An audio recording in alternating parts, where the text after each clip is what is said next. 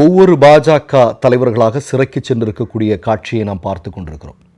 இப்போ சிறைக்கு பாஜக காரங்க போகிறாங்க, எம்பி போகிறான், எம்எல்ஏ போகிறான், பெரிய பெரிய தலைவர்கள் எல்லாம் சிறைக்கு போகிறாங்க. அப்படின்னா ஏன் போகிறாங்க அப்படின்னு பார்த்தா, ஏதோ இந்தியாவினுடைய நலனுக்காக, இந்திய மக்களுடைய நலனுக்காக, இந்தியாவினுடைய சமத்துவத்திற்காக, மக்களின் உரிமைகளை பாதுகாக்கக்கூடிய போராட்டத்தில் ஈடுபட்டதற்காக ஆர்எஸ்எஸ் சங்க பரிவார பாஜக தலைவர்கள் போகிறாங்கன்னா அப்படியெல்லாம் கிடையாது.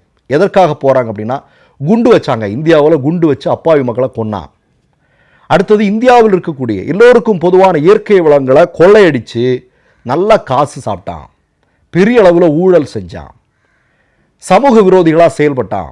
இதுக்காகத்தான் ஒவ்வொருத்தனாக சிறையில் போயிட்டுருக்கிறாங்க. இப்போது போன வாரம் உங்களுக்கெல்லாம் நல்லா தெரியும், என்ஐஏ ஒரு குற்றப்பத்திரிகை 1550 பக்கம் உள்ள ஒரு குற்றப்பத்திரிகையை தாக்கல் செய்கிறாங்க. அதில் என்ன சொல்கிறாங்க அப்படின்னா, மோடியால் நியமிக்கப்பட்ட பாராளுமன்ற உறுப்பினராக இருக்கக்கூடிய நபர் தான் இந்தியா பூரா குண்டு வச்சான்.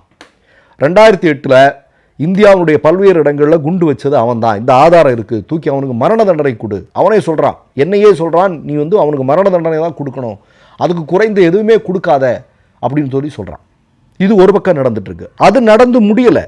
அடுத்தது இதோ இன்னொரு செய்தி வந்திருக்கு. என்ன அப்படின்னு பார்த்தீங்கன்னா, கர்நாடகாவில் 2011 ஒருத்தன் கைது செய்யப்படுகிறான். எதுக்காக அவன் கைது செய்யப்படுறான் அப்படின்னா, இரும்பு கனிம வளம் இருக்கு இல்லையா, அதை ஏற்றுமதி செய்கிறதன் மூலமாக ஏறத்தாழ 884 கோடி ரூபாய், பாருங்கள், ஒரே ஒரு ஏற்றுமதியின் மூலம் மட்டும் ஒரு பிஜேபிக்காரன் எவ்வளவு கோடி ரூபாய் ஆட்டையை போட்டிருக்கான்னா 884 கோடி ரூபாயை ஊழல் செஞ்சுருக்கிறான்.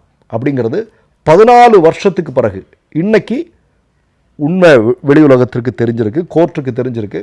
கோர்ட் அவனை சிறைக்கு அனுப்புது. 7 வருட சிறை தண்டனை, போடா போய் உட்கார்ந்து வா அப்படின்னு. இப்போ அவனுடைய எம்எல்ஏ பதவியும் பறிப்போகுது.